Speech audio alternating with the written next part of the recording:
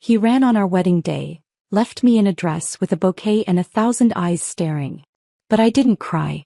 Not for long. I sold everything that tied me to him. Burned the bridges he thought I'd begged to cross. Then I vanished.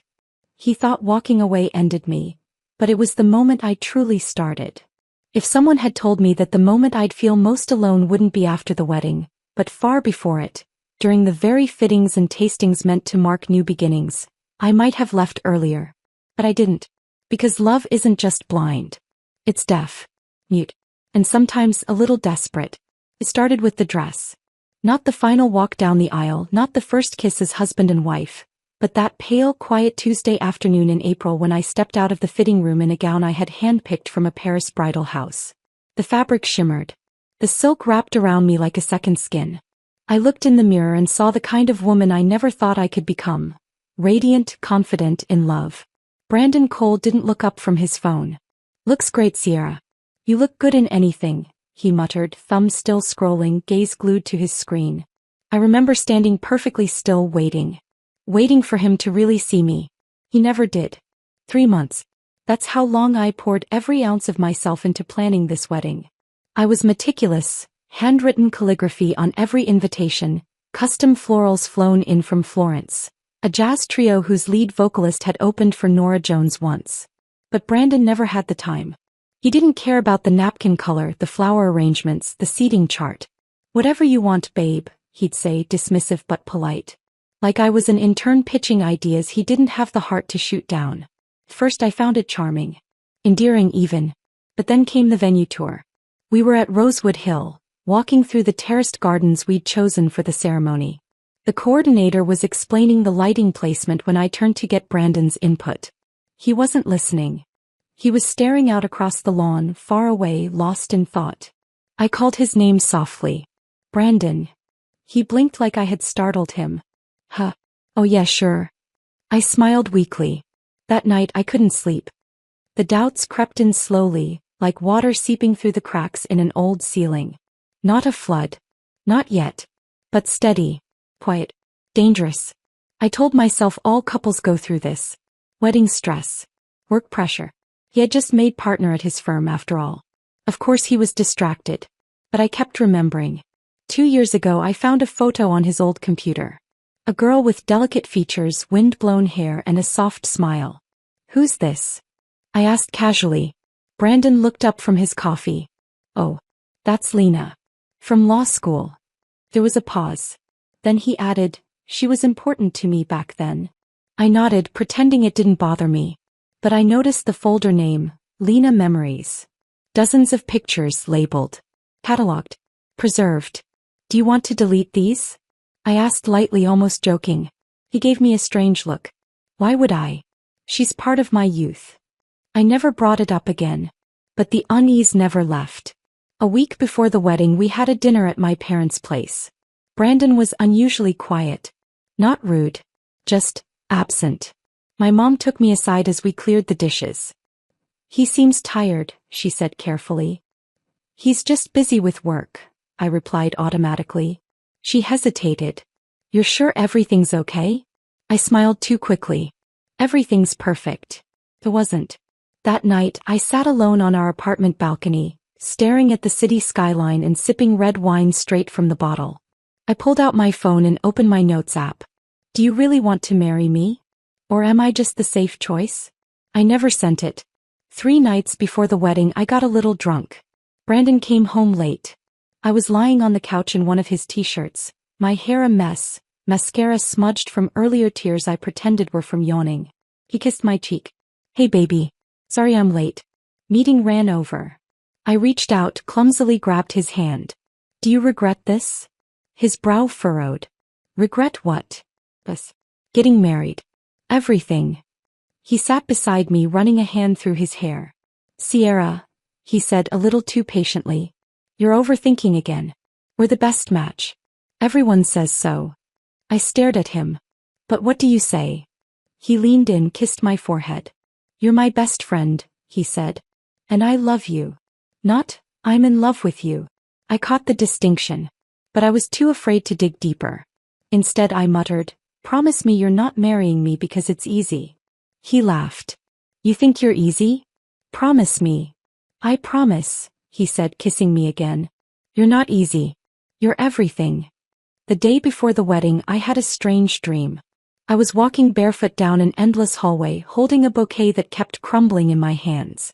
Behind me, voices whispered names I didn't recognize. Ahead, Brandon stood with his back to me, talking to someone I couldn't see. I kept walking.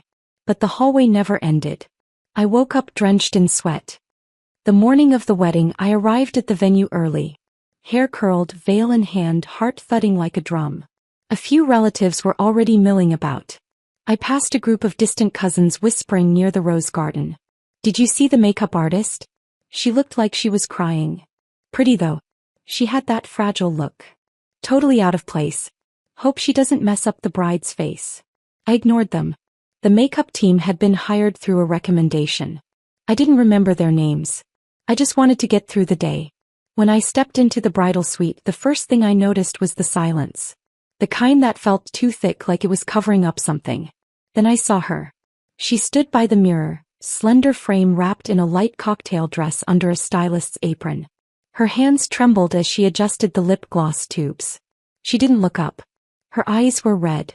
But I said nothing. I took my seat in front of the mirror, folded my hands in my lap, and told myself over and over, this is your day. This is your story. You are marrying the man you love. And yet, behind all the affirmations, one silent thought whispered like a shadow. Why does it already feel like something's wrong? The clock on the wall ticked louder than it should have. I sat perfectly still in front of the dressing mirror, the soft hum of air conditioning barely filling the room. The makeup artist, the one with trembling hands and red-rimmed eyes, stood behind me silent. She hadn't introduced herself, hadn't made small talk, hadn't smiled once. It was the biggest day of my life. But it felt like someone had dragged a ghost into the room. I tried to ignore her. I really did. My bridesmaids had stepped out to fix a wardrobe issue with one of the flower girls, and my mother was taking calls outside, barking logistics into her phone. So, for a brief, strange moment, it was just me and her. The woman with the sad eyes and nervous fingers. Could you, maybe soften the contour just a bit? I asked, forcing a polite tone. She froze. Sorry, she whispered. I'll fix it. Her voice was soft. Too soft. Like the breath of someone trying not to cry. She brought the brush back to my face, but her hand shook so hard the bristles scratched my cheek. I winced. She gasped. I'm so sorry. I turned, finally looking her in the eyes. She flinched. That was when I really noticed it. She was beautiful. Not in the polished magazine cover kind of way. She had delicate features, almost ethereal, like she didn't belong in real life. Her hair was tucked into a messy bun, but wisps had escaped around her face. Her lips were trembling. And then it hit me. I had seen this face before. Lena, a voice gasped behind me. I turned. Brandon had stormed into the room without knocking. He didn't look at me. He looked at her. And she looked right back at him. The air collapsed between us. Time stopped. I stood in full bridal regalia, veil, gown, bouquet half assembled on the counter, and watched as my fiancé stared at another woman like she was the only person in the world who mattered. Lena, he said again, softer this time. Tears welled up in her eyes. He stepped forward. And without a word, he reached out and pulled the mask off her face. I hadn't even realized she was wearing one of those light, disposable stylist masks until then. And then they both burst into tears. I didn't move. I couldn't. The girl who had barely been able to apply my foundation was now sobbing in my fiancé's arms. Her shaking shoulders convulsed as Brandon wrapped her in a hug so tender it physically hurt to witness. He held her like something precious. Not like a memory. Not like a friend. Like something he'd lost. And just found. I just wanted to see her, Lena whispered, voice cracking. I didn't mean to cause any harm. I only wanted to see if she looked happy. The words landed like bullets. I suddenly remembered that folder on Brandon's old hard drive. The one labeled Lena Memories. I remembered asking him gently years ago, why do you still keep all those? His answer? She's part of my youth. Today apparently she was part of my wedding. Lena turned to me, tears running down her cheeks. I'm sorry, sweetheart, she said. I didn't mean to ruin this. I just wanted to say goodbye. That's all. Then she took off her apron, placed the lipstick tube gently on the counter and stumbled out of the room, heels clicking as she ran. Brandon hesitated. For 1 second he looked at me. Eyes bloodshot. Guilt carved into his face like lines in marble. I'm sorry, he whispered. I've always thought, but I think I love Lena. My throat burned. I opened my mouth to speak but nothing came out. Brandon stepped back, his face a portrait of panic and confusion. And then he ran. Literally. He turned and dashed after Lena, down the hallway and out of sight. I was alone. Left in a wedding dress that suddenly felt like a costume, a joke. The silence was deafening. 10 minutes passed. Then 20. Outside the guests were murmuring. I could hear movement in the hallway. A bridesmaid peeked in with wide eyes, then quickly closed the door. I still hadn't moved. My bouquet sat limp on the table. The makeup brushes were scattered like fallen soldiers. The veil had slipped halfway off my hair. I stared at myself in the mirror. This was supposed to be the happiest day of my life. And he had run. My phone buzzed again. 23 unread messages. 8 missed calls from my mother. 1 from Brandon's mother. The rest were from unknown numbers, probably guests wondering why the ceremony hadn't started. I stood up slowly. Every movement felt like I was made of glass. I reached behind me to start unzipping the gown. Just then the door swung open. Sierra Hayes, came a voice, smooth and sardonic. You wouldn't happen to be missing a groom, would you? I turned, startled. Julian Reed stood in the doorway. He looked completely out of place. Tall, tailored suit, devilish smirk curling one corner of his mouth. Brandon's oldest business rival. My accidental nemesis. The man I had exchanged snide remarks with at more than one corporate dinner. What are you doing here? I asked, more annoyed than curious. He shrugged, stepping inside without waiting for an invitation. Came as a favor to your father. But looks like I walked into a soap opera. I narrowed my eyes. Did you come to laugh? A little, he admitted. But also. He stopped. His eyes swept across the room from the broken lipstick tube to the undone veil, to my puffy eyes and trembling hands. Also to offer a solution. I blinked. Excuse me. Julian walked over slowly, then offered me his arm like it was a scene from a movie. Let me walk you down that aisle, he said. Let's give these people something worth remembering. You and I can fake it. For 10 minutes. For your parents. For your dignity. You can cry later. For now, burn the script. I stared at his arm. Then at my reflection. Then back at the doorway where Brandon had disappeared. And something inside me clicked. I took Julian's arm. Fine, I said. But you better not say anything stupid during the vows. He smirked. Cross my heart. Julian's arm was warm. Thought. Confident. The exact opposite of what I felt as we made our way toward the entrance of the courtyard. The murmur of the guests waiting outside was growing louder, layered with confusion. The whispers would spread soon. If they hadn't already. Someone must have noticed Brandon slipping away. And Lena. And me missing from the aisle from the fairy tale. Every step I took in those heels felt like a betrayal. Not to Brandon. To myself. To the version of me who believed this day would be sacred.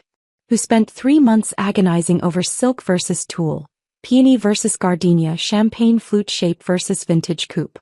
But now here I was arm in arm with Julian Reed, my ex-fiance's rival, about to fake a ceremony just to survive the humiliation. If irony were a person, it would have been holding my train. Last chance to back out, Julian murmured under his breath as we approached the arched wooden doors. I don't back out, I whispered. He looked at me, those dark eyes steady. That's what I thought. The doors opened. The moment we stepped into view, the courtyard went silent. Then gasps. Dozens of elegantly dressed guests turned, fanning themselves or whispering behind perfectly manicured hands. Some glanced behind us, expecting Brandon to appear. Some squinted in confusion, probably trying to place Julian. And then the buzz began, tiny little gossip daggers flying from table to table. My heart thudded against my ribs like it was trying to escape. Julian squeezed my arm lightly. Focus on me, he muttered. Head high. So I did. We walked the entire length of the aisle. My heels clicked across the stone path. My gown flowed like a train of secrets. I didn't look at anyone. Not my parents. Not the guests. Just the altar ahead and Julian at my side. When we reached the front, Julian turned to me with an expression that almost looked real. Soft, sincere, like he meant every word he was about to fake. The officiant stammered. Are we proceeding with? Julian nodded sharply. Continue. There was a beat of stunned silence. Then the music played again. And the officiant cleared his throat. We are gathered here today. I didn't hear most of it. My mind was spinning, still processing the last hour, the last few months, the last few years of my life. The officiant's words blurred together. Honor, cherish, sickness, health, like static behind glass. Then came the moment. Do you, Julian Reed, take Sierra Hayes? I do, Julian interrupted, loud and clear. Everyone froze. Even I blinked. He turned to me, gaze intense. And I mean it. My lips parted, but no sound came out. I felt exposed. This was all fake, right? A rescue mission. A social band-aid. But the way he looked at me, it didn't feel fake. Sierra, he said low so only I could hear, you won't regret choosing me. After the ceremony, I barely remembered what happened. People clapped. Kind of. Some even smiled politely, like they weren't sure what they had just witnessed but felt obligated to react. Julian's mother, a sharp woman in a navy suit, gave me a nod that could have meant 1,000 things. My own mother looked like she had aged 10 years in an hour. My father rubbed his temples, muttering something to one of his friends. But Julian never let go of my hand. He played the role to perfection, smiling for photos, leading me through cake cutting, toasting with guests like we had planned all of it together. We didn't kiss. That would have been too far. But when no one was looking, he leaned in and whispered, "You're holding up better than I expected." I swallowed hard. I don't think I've even started processing yet. Then let's get you out of here before you do. My mom caught up to us as we were slipping toward the side exit. Tears welled in her eyes as she looked at me, her lips trembling. I'm sorry, Mom, I whispered. I know I embarrassed you. She shook her head fiercely. No, you didn't. He did. Her gaze moved to Julian. She started to say something, maybe to thank him, but he held up a hand. You don't have to thank me, ma'am, he said. Honestly, I had selfish reasons. Her brow furrowed. I like Sierra, Julian said simply. She just never saw me before. That's why I had to do something this drastic. I froze. So did my mother. He wasn't joking. He was deadly serious. My mom's lips parted. For once, she didn't have anything to say. Julian helped my parents into a car, giving the driver quiet instructions. Then he turned back to me. Come on, he said. I'm taking you somewhere. Home. He shook his head. No. Somewhere better. We sped through the city on his motorcycle. His idea of better transportation apparently. I had never been on one before. But the wind in my hair, the rush of speed, the sensation of escaping everything behind me, it was exactly what I needed. For the first time in hours I felt something close to peace. He didn't take me home. He took me to his villa in the hills.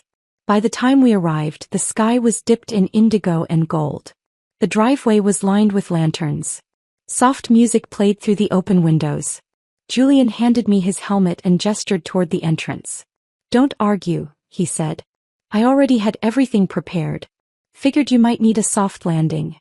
You had all this ready, before? He looked away. Let's just say I had a bad feeling. A bath was already drawn. Candles lined the edges. The air smelled like lavender and orange blossom. Take your time, he said, turning toward the hallway. There's food coming. Close to.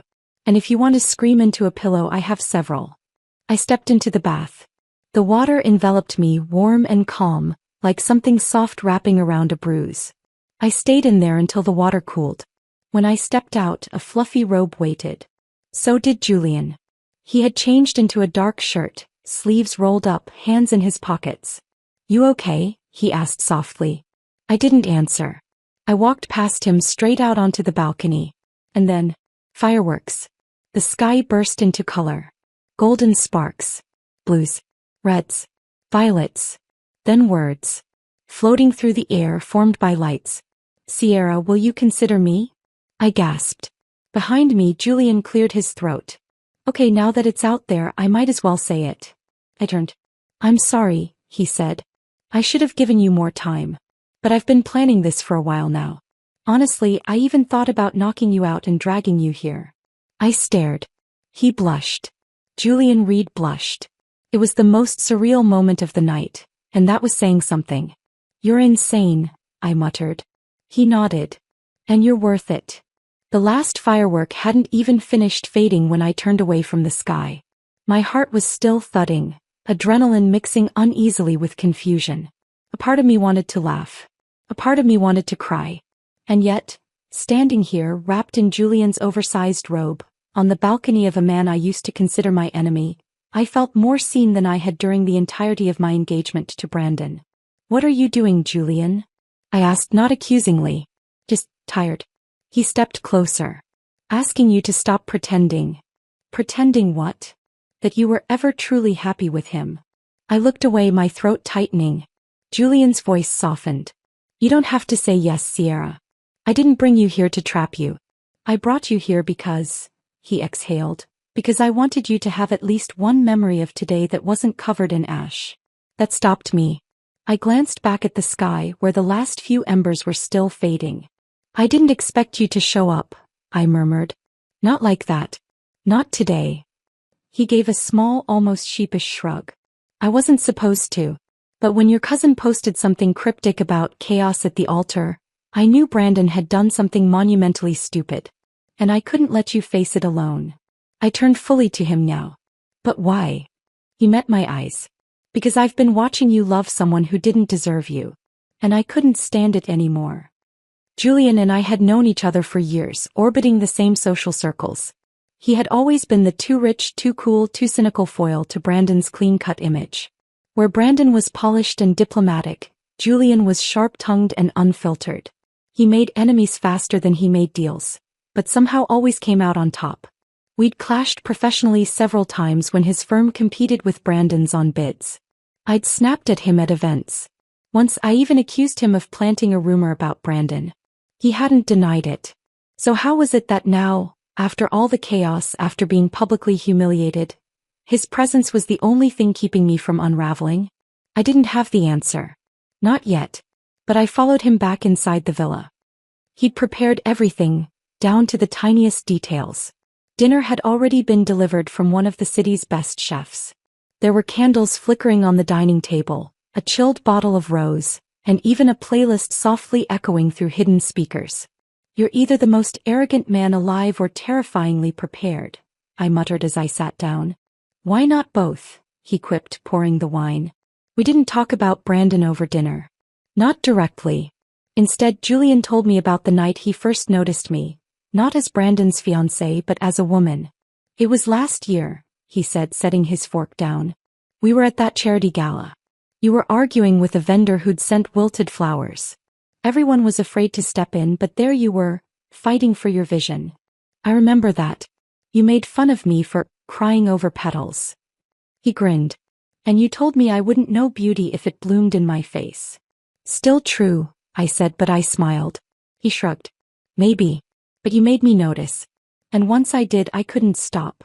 I looked at him, really looked, and saw none of the arrogant businessman I'd once dismissed. Just a man who had seen me when the one I loved most never did. After dinner, he didn't try to touch me. He didn't ask to stay. He simply said, "The guest room is yours. Bathrooms stocked. If you need anything, I'll be down the hall." And then he left. Just like that. I couldn't sleep. Even after a long bath, even in a cloud-soft bed, my mind wouldn't settle. Instead, I thought about Brandon. About Lena. About the moment he looked at me and called me his little sister. And about how it didn't shatter me. Not really. Because somewhere deep down I had already known. The distance. The dullness. The constant half-hearted reassurances. I had spent years trying to hold together a relationship that had been built on convenience. Comfort. Familiarity. Not passion. Not partnership. Brandon and I had been best friends once. But love. The kind that made your pulse quicken, your mind spin, your soul ache? I'd never felt that with him. Which begged the question, what had I really lost? The next morning I woke up to the smell of coffee. And something buttery? I slipped out of bed, padded barefoot into the kitchen, and stopped cold. Julian was standing at the stove. Wearing joggers and a black t-shirt. Whisking eggs. There was a plate of croissants on the counter. Orange juice in crystal glasses. A vase of fresh lilies. He turned, startled. Hey, you're up. You cook. He gave me a look. What, you thought I survive on billion-dollar mergers alone? Actually, yes. He smirked. Sit. You need fuel before you start your next chapter. I sank into a stool at the counter. Next chapter. He placed a plate in front of me. Scrambled eggs, avocado toast, and slices of mango arranged like petals. Yes. The part where you stop pretending your life ended yesterday. I took a bite. It was perfect. I wanted to argue. Tell him I wasn't ready. That it was too soon. That I needed space. But then he handed me a tiny white envelope. What's this? He grinned.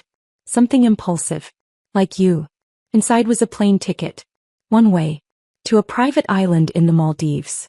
Leaving, tonight. I stared. He shrugged. Just a getaway. No strings. We don't even have to talk.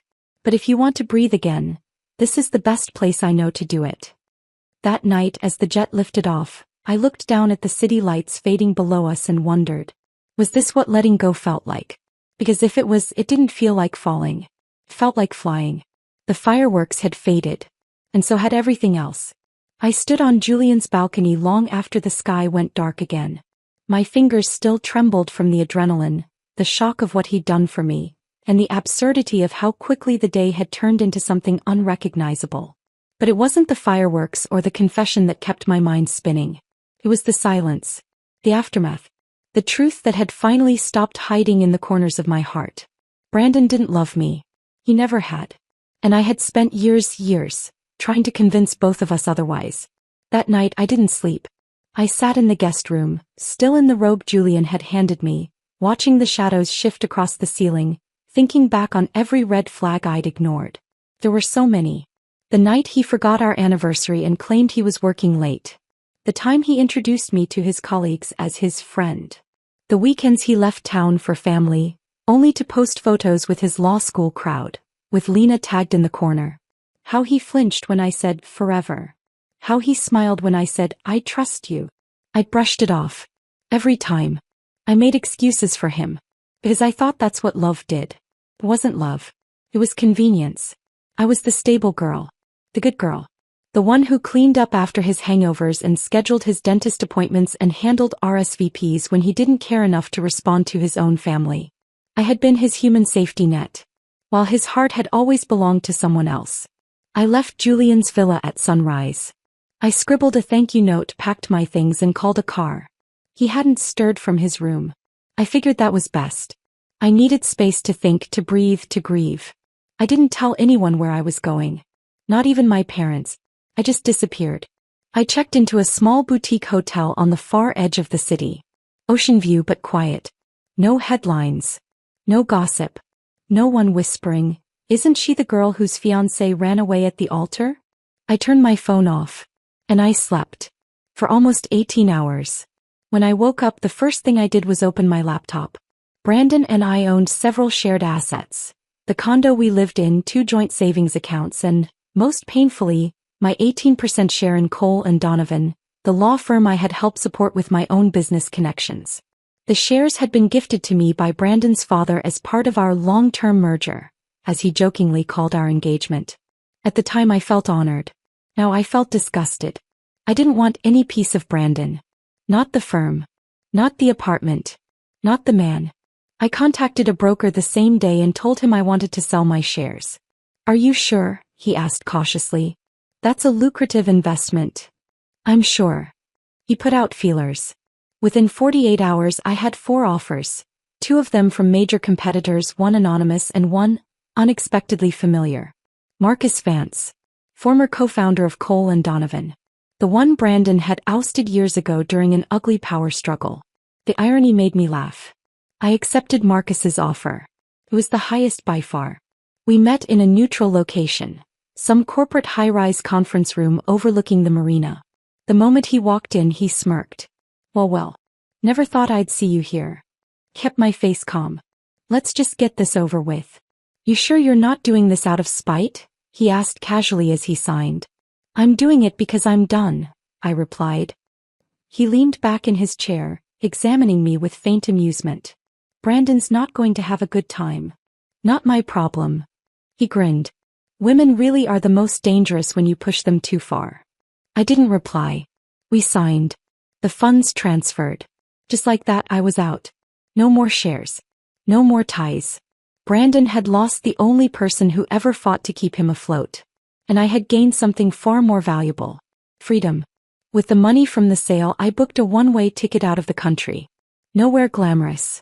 Just a quiet coastal town in southern Italy where no one knew my name and no one cared about broken engagements or social media rumors. I stayed in a small rental house with blue shutters and a lemon tree out front. I woke up to birdsong. I went to sleep to waves.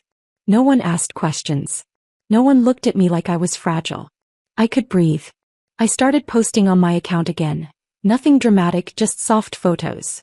Pasta I made by hand, the sun filtering through olive trees, wildflowers I picked while wandering the hills. I didn't mention Brandon. Or the wedding. Or the betrayal. But people could tell. One follower commented, "Sis, you're glowing. Whoever made you cry didn't deserve your tears." Another wrote, "Are we finally done with the man-child? Asking for all of us." I smiled. And finally replied, "Yes. I'm done."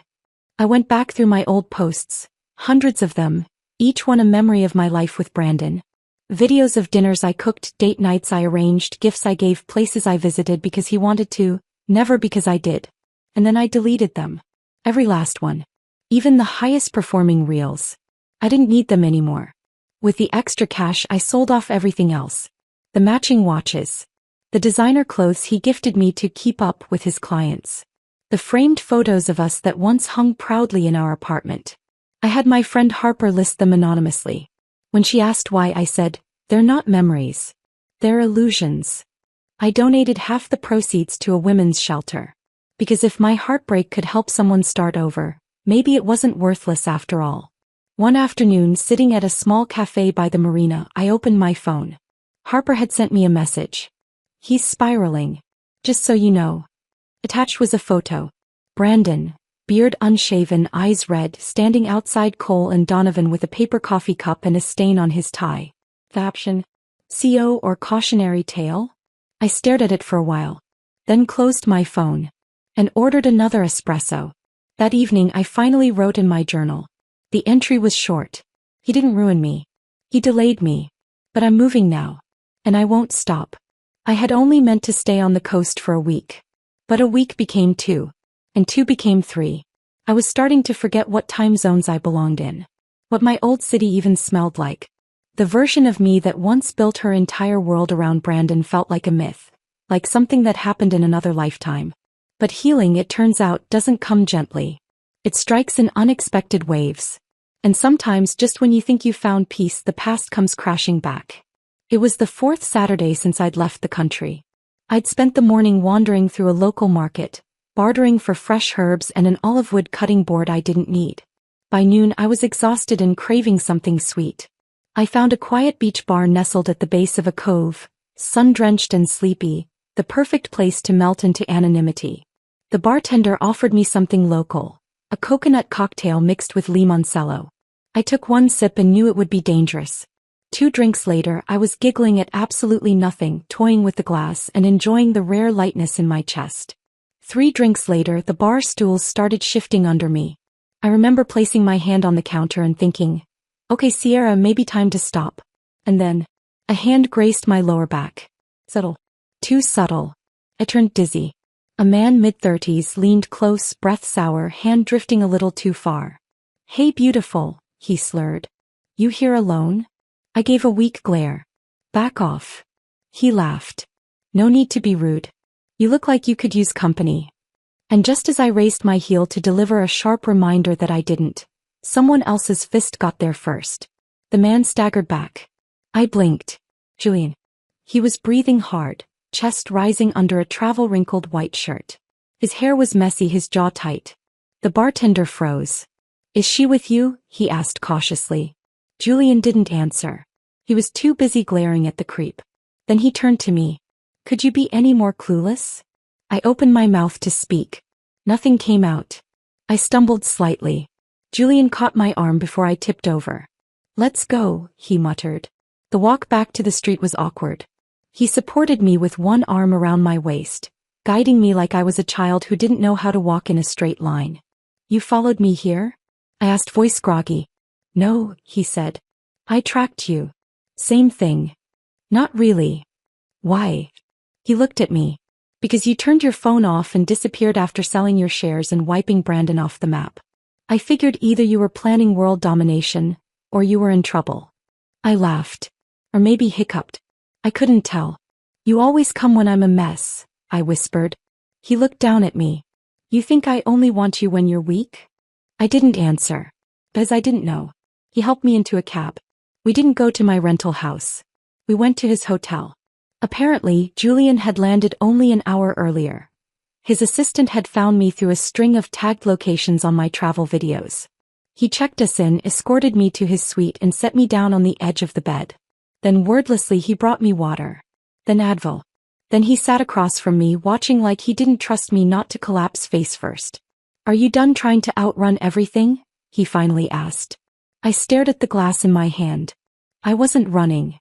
Then what were you doing? Rebuilding. He nodded once. Then let me help. I was sobering up fast. But the cocktail of heat, exhaustion and confusion still swirled inside me. I looked at him, this man who had stepped in when my world fell apart. Who had walked me down the aisle of a wedding that never was. Who had offered silence when I needed it and protection when I didn't know I did. And now here he was. You don't even like messes, I murmured. Julian's jaw tensed. No. I like order. Logic. Control. He leaned forward, elbows on knees. But for some reason, I can't seem to walk away from you. I don't remember who moved first. But suddenly we were close. Too close. The space between us thinned. His hand touched my cheek light as a breath. I didn't stop him. And he didn't ask. He kissed me, slowly, deeply like he meant it. And I kissed him back. As I did too. He carried me to the bed. Laid me down with more gentleness than I'd ever known. No rush. No performance. Just a quiet electric connection that made me forget every other man I had ever loved. In the morning I woke to the scent of coffee and the sun warming my toes. Julian was sitting at the small dining table, laptop open, glasses perched on his nose. I sat up slowly, my body aching in the best way. He didn't look up. There's food. An espresso. You need both. I pulled the sheet tighter around me. So, this is how we do things now? He finally met my eyes. No. This is how we do things. Together. If you'll let me. Later that day we walked along the shoreline, our fingers barely touching, hearts beating unevenly. I don't know if I'm ready, I said quietly. You know, for anything real. Julian nodded. I'm not asking for forever today. He stopped, turning to me. I'm asking for right now. For a chance. For you. That night we swam under moonlight. Just the two of us. No phones. No pasts. Only the present. Only the moment. And for the first time in my life I realized. Love didn't have to be painful. Sometimes it could be peaceful. It began with fish. Tiny, glittering ones that darted around our feet as Julian and I waded waist-deep into the turquoise shallows off the coast of Sora Island. We'd arrived by boat early that morning. A spontaneous detour Julian claimed was non-negotiable. I didn't argue. After everything, spontaneity felt like the closest thing I had to therapy. The ocean was quiet, the sky a soft overcast blue, and there was no one around except the occasional distant kayaker and the chirp of tropical birds. I leaned back into the water and let myself float. And for once, I felt weightless. Julian swam beside me silently. He didn't speak, didn't reach for me, didn't try to fill the silence with unnecessary words. He just floated there a few feet away. Present. Unintrusive. And it made my chest ache. Because I was so used to men who only paid attention when they were trying to fix, manipulate, or win. But Julian didn't want to win me. He just wanted me to see him. We dove. Strapped in wetsuits and guided by a local instructor, we descended into the underwater gardens off the southern reef. Colors bloomed around us. Corals in gold, lavender, neon green. Schools of fish shimmered like liquid metal, darting between rocks. I felt like I had stepped into another world. But nothing prepared me for what happened next. As we swam around a coral arch, something above the water shifted. The light changed. Our instructor pointed upward. I looked and saw fireworks. Underwater fireworks. Tiny bursts of light reflected and magnified in the surface above. It was surreal. Magical. Then slowly letters formed among the sparkles. They weren't sky-written. They were projected by a customized drone display high above the bay. Sierra, will you marry me? I froze. The words hovered for just a few seconds. Long enough to take my breath away. I turned underwater and saw Julian, still in his goggles and wetsuit, staring at me with those impossibly steady eyes. He didn't gesture. Didn't pressure. He just waited. Back on the boat, soaked and speechless, I finally found my voice. You're insane, I whispered, wrapping a towel around my shoulders. Julian sat opposite me, still wet, still quiet. I didn't say yes, I added. He nodded. I know. You didn't even give me time to scream at you for pulling a stunt like that. I figured the ocean would calm you down. You were wrong. He grinned. That's fair. I stared at him. At the man who had seen me at my lowest and never once looked away. You're serious, I said finally. His smile faded. Dead serious. More than I've ever been. I leaned back, pulling the towel tighter. My last wedding was a nightmare. My parents are still recovering. I haven't even processed it. I don't want a wedding, he said softly. I want a life. With you. You don't even care if I say no, do you? I'll wait, he replied. For as long as it takes. That night I lay in bed and stared at the ceiling fan. I wasn't afraid of Julian. I was afraid of myself. Afraid that the version of me that loved too blindly, gave too freely, still existed. But she didn't. She'd been burned out of me. What remained was someone new. Someone smarter. Someone who wanted to be chosen not out of guilt or comfort, but passion. Intention. Purpose. And Julian had done nothing but show that. Over and over again. The next morning I found him at the breakfast table, typing furiously into his phone. He looked up. You're awake. I sat across from him, poured myself coffee, and said, You know what your problem is? His brow rose. Do tell. You're too dramatic. Fireworks. Drone displays. That's not love. That's theater. He grinned. Theater with a purpose. I sipped my coffee, then reached into my bag and tossed something onto the table. It was a ring box. Inside, nestled against black velvet, was a simple silver band. Is this your way of saying yes? He asked, voice low. I nodded. Are you sure? I looked him straight in the eye. As long as you promise, no more drones. We didn't announce it. Not right away. No social media blast. No diamond photo. No champagne tower. We stayed on the island for another 2 weeks. Just us. Snorkeling, cooking, sleeping in late, getting sunburned, slow dancing on the deck of our rental house. He took calls for his company once or twice, but I never heard him rush. Never saw him distracted. Never once did he make me feel like I had to wait for his attention. When he looked at me, it was always fully. Like I was the only person in the world. We returned home quietly. No fanfare. Just a ride from the airport, a bag full of sand-stained clothes, and 2 people who knew exactly what they wanted now. The first person I called was my mom. I expected tears. Worry. But instead she simply said, Is he good to you? I nodded, even though she couldn't see it. Better than I deserve. Then you didn't make the same mistake twice. And that was enough. We didn't plan a big wedding. We didn't plan anything, actually. One evening, sitting in his kitchen, Julian looked up from his laptop and said, Let's go sign the papers. I blinked. Now. Why not? I shrugged. Fine. But I'm wearing pajamas. He smiled. You'd still be the most beautiful bride I've ever seen. At the marriage office, I signed my name and didn't feel nervous. Not like before. Not like when I'd been holding a pen with Brandon beside me, and my hand had trembled so badly I could barely finish my signature. This time I wrote in clean, confident strokes. When the official stamped the form and said, Congratulations, Julian reached for my hand and held it like he'd never let go. I mean it now, he said. And I believed him. We spent that night wrapped in each other on the couch watching a terrible action movie. There were no bouquets. No cake. No speeches.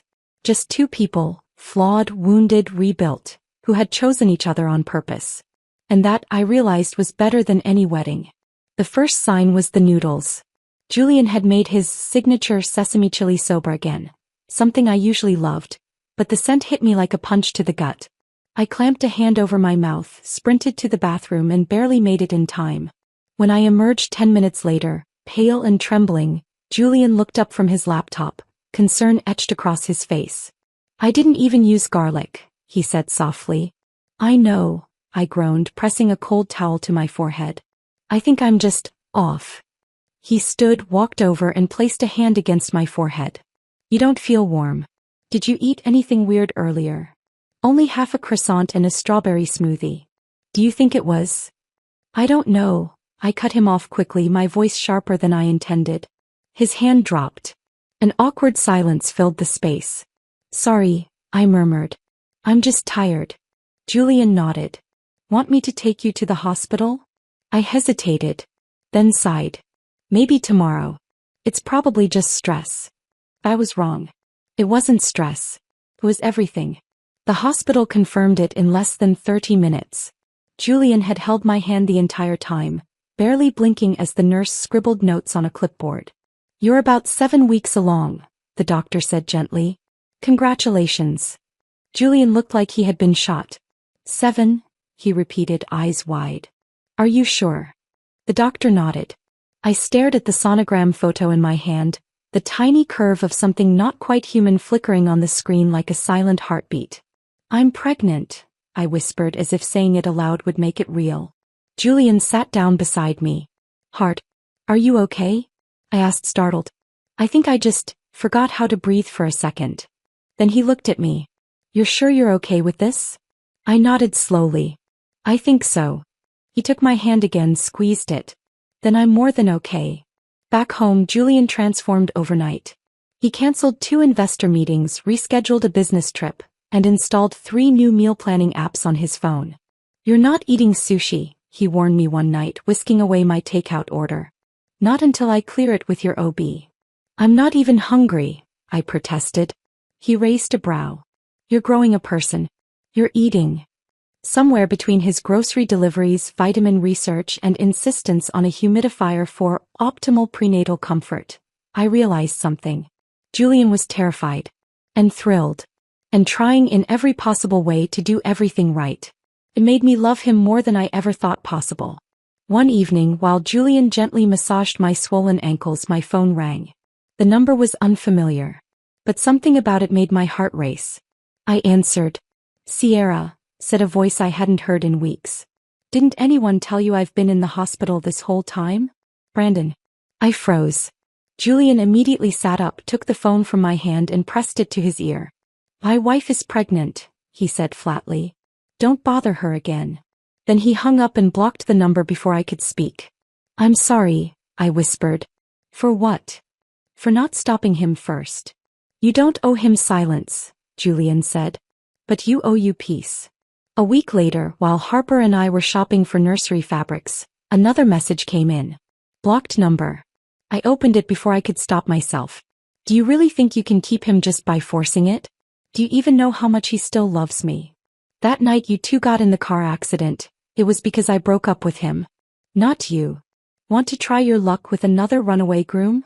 I felt my stomach tighten, not from nausea but fury. Harper looked over my shoulder and exploded. She snatched the phone from my hand, hit redial and held it to her ear. "You pathetic little insect," she snapped. "Are you seriously still pretending he's some tragic hero? Newsflash, he didn't run for you. He ran because he's a coward." I tried to interrupt. She held up a hand. "My best friend is married. And pregnant. And thriving. So do us all a favor. Crawl back into the emotional swamp you came from before I post everything online and let the whole world laugh at your delusions." Then she hung up, tossed the phone into my bag, and said, "Let your sister handle the insults." Meanwhile, Brandon was recovering in a hospital, obsessively rewatching our wedding video, except it wasn't ours. It was mine. The one Julian and I had taken weeks later. Just the 2 of us. Barefoot on a beach in matching linen. Smiling like fools. Sean, one of Brandon's old friends, had shown it to him. "He looks like he means it," Brandon had muttered. Sean had just shrugged. "Yeah man. He does. It broke something in him. Because no matter how many excuses Brandon made, how many ways he rewrote our history in his mind, the truth was simple. He left. And I didn't chase him. Julian's family had been surprisingly calm about the news. His mother took my hands one afternoon and said, "You've already given us so much. This baby? Just a cherry on top." His younger sister squealed, hugged me, and called dibs on being cool auntie. But Julian was the real surprise. He became softer. More present. More protective. He gave up nights with clients to stay home and rub cocoa butter on my belly. He read baby books, signed us up for prenatal yoga, and even assembled the crib himself. I caught him one evening talking to my bump like it was a walkie-talkie. "Oi kid," he whispered. "Rule 1. Never settle for less than you deserve. Rule 2. Never break someone you don't intend to fix." I cried for 20 minutes after that. Not from hormones. From love. Around week 12 we decided to announce. One photo. No captions. Just Julian's hand cradling my belly. The internet erupted. But my favorite comment? "Brandon who?" Exactly. Later that month I passed by a bookstore and saw Lena. Not in person. On the back of a book jacket. She'd written a memoir. Self-published. Some flowery title about healing through chaos. I didn't read it. But I did buy a copy. Because I wanted proof that I had finally let go. Even of the grudge. That night I tossed the book in a drawer, curled up beside Julian and whispered, "You saved me." He shook his head. "No. I just reminded you how to save yourself." It was raining the day I felt our baby kick for the first time. Not the fluttering nonsense the books described. No, this was real. A solid, unmistakable jab against my rib, like our daughter was tapping from inside to say, "I'm here. I'm strong. I'm yours." Julian had been on a conference call when it happened. I waddled, into his office, breathless with excitement, interrupting whatever boardroom jargon he was spitting into his Bluetooth headset. He muted instantly. "I think she just punched me," I said. He blinked. "She?" I grinned. "Girl. Pretty sure." He crossed the room in 2 steps, knelt before me and pressed his palm against my belly. Then his lips. "Hello, world changer," he whispered. From that moment everything shifted. There was something about feeling her move, feeling life inside me, that quieted all the echoes of my past. No more whispers of Brandon. No more flashes of the altar. No more nightmares of standing alone in my dress while the world laughed. Just the steady, growing rhythm of something new. Something beautiful. Julian and I kept the nursery simple. Warm neutrals, soft light, handmade touches. No over-the-top baby chandeliers or gold leaf cribs like I'd once seen in a bridal magazine during the Brandon era. This time it wasn't about status. It was about home. He painted the walls himself. Carefully. Quietly. Like each brushstroke was a promise. And at the top of the closet on a little shelf he placed a small framed photo. Not of us. Of me, laughing on the beach in Italy, sunglasses crooked, hair wild. "I want her to know where her fire came from," he said when I found it. Meanwhile my social media following tripled. What began as random reels of coastal sunsets and pregnancy updates evolved into something else. Something healing. People called it the slowest revenge glow-up ever. I didn't argue. One post showed Julian massaging my back as I groaned over Braxton Hicks. Another captured the sound of our baby's heartbeat during a checkup. Every caption carried a calm sort of defiance. The woman he left at the altar became the woman someone else built a home around. Peace isn't loud. But it's unforgettable. At 32 weeks I got a letter. Not a text. Not an email. A letter. Mailed. Stamped. Signed in Brandon's handwriting. Julian intercepted it first. He placed it on my nightstand unopened. "It's your choice," he said simply. It took me 2 days to open it. The words were messy. Desperate. Laced with regret and revisionism. "You were always too good for me. I don't expect forgiveness.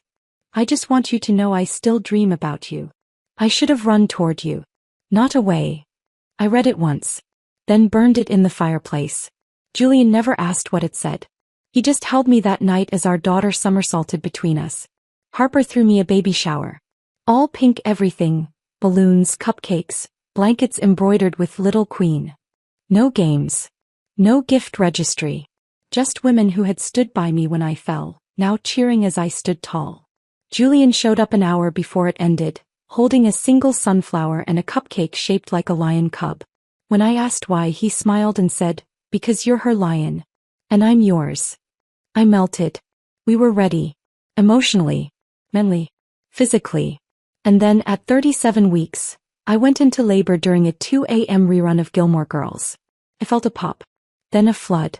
Then panic. Julian flew into action, calmly grabbing the hospital bag, guiding me into the car and keeping me laughing between contractions. The nurse barely got me checked in before I was screaming for an epidural. 12 hours later, red-faced, sweaty, and very, very undignified, I heard a cry that didn't come from me. Our daughter had arrived. She was tiny, fierce, perfect. We named her Mila Hope Reed. Mila because it meant gracious. Hope because that's what she gave me. Reed because that name now meant protection, not abandonment. Julian cried when he held her. I did too. But mine weren't tears of fear or trauma. They were tears of arrival. I had made it. The weeks that followed were blurry. Sleepless. Messy. Beautiful. Julian changed more diapers than I did. He learned how to swaddle like a pro. He played piano softly in the nursery when she cried at night. Sometimes I caught him just staring at her while she slept. "I didn't know I could love this much," he whispered once, eyes glassy. "Neither did I replied. On Mila's 1-month checkup, as we were leaving the pediatrician's office, I ran into someone I hadn't seen in almost a year. Lena. She looked tired. Washed out. Dressed well but not put together. Her eyes widened when she saw me cradling Mila. "Oh," she said. "You had a baby." I smiled calmly. "Yes. My baby." She tried to glance at Julian, who was buckling Mila into the car seat. "Is that my husband?" I said simply. Lena opened her mouth, but I cut her off. "I wish you peace," I said. "But don't speak to me again." She blinked. I walked away. That night I told Julian. He didn't respond. He just kissed my forehead and whispered, "You're fireproof now." And he was right. I stood in front of the mirror, watching Mila sleep in the wrap against my chest, one tiny fist curled near her mouth, the other pressed gently against my heart. We were in the studio. My studio. It had been 6 months since she was born. 6 months of first smiles, sleepless nights, and discovering a kind of love that had no bottom. But also 6 months of rebuilding, this time for myself. Because somewhere in the middle of breastfeeding, burping, and bouncing her through midnight colic, I'd remembered who I was. Not just Sierra Hayes, the woman who got left at the altar, but Sierra Reed, the woman who rose anyway. My content platform had exploded. Not because of drama. Because of honesty, motherhood, healing, independence, self-worth. I had gone from a lifestyle influencer to a digital advocate for women recovering from betrayal, abandonment, and emotional abuse. Brands reached out. Articles were written. One even called me the Phoenix Bride, how one woman turned heartbreak into empire. It made me laugh. Mostly because the term bride felt so distant now. I wasn't a bride. I was a woman. A mother. A builder. Julian watched it all unfold with quiet awe. He never tried to control it. Never flinched when people said I was the brand now, not we. He handled the finances, scheduled my media appearances when I couldn't keep up, and stayed home with Mila when I needed space to work. Every time I thanked him, he said the same thing. "I didn't fall in love with you to hold you back." Brandon's story, meanwhile, took a different arc. It started with his suspension. Cole and Donovan had been spiraling ever since I sold my shares. Marcus Vance had taken over 23% of the firm through strategic acquisitions, and used that leverage to push Brandon out. Quietly at first. Then publicly.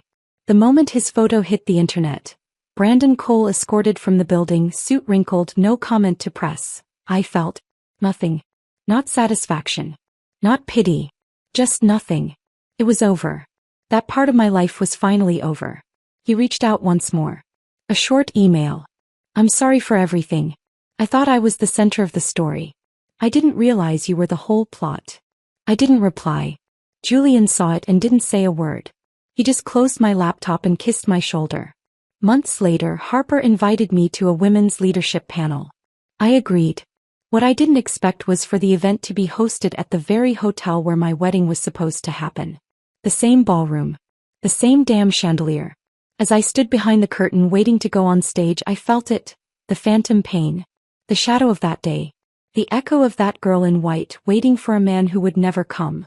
Julian, you. He gripped my hand. You don't have to speak if you're not ready. But I was.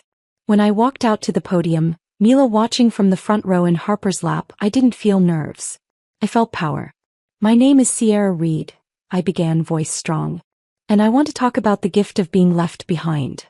There was a pause, a ripple of tension. And then I told them everything. Not the tabloids version. I spoke of doubt, regret, rage, and then growth, choice, renewal. I ended with, sometimes the most freeing thing in the world is not being chosen by the wrong person, because it leaves room for the right one. Applause thundered through the room. Julian stood clapping first, and I knew I had finally closed the loop. We celebrated that night on our apartment rooftop. Fairy lights, cheap wine, a homemade cake that Mila tried to eat face first. Julian took my hand, spun me in a circle and whispered, "You did it." "No," I corrected him.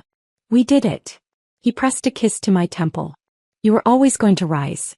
I just had the front row seat." Weeks passed. Seasons turned. Mila grew. She laughed like me, scowled like Julian. She held his finger tightly when scared.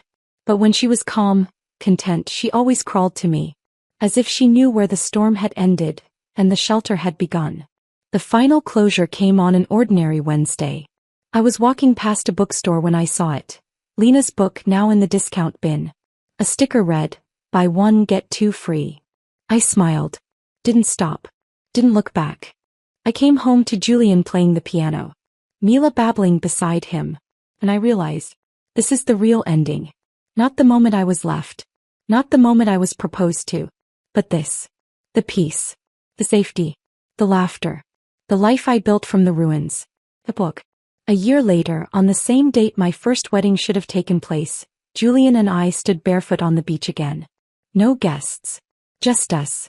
And Mila, clapping in her tiny sundress. We renewed our vows. Not because we needed to, but because we wanted to. No white dress. No music. Just vows. Simple. True. And this time, no one ran. The end.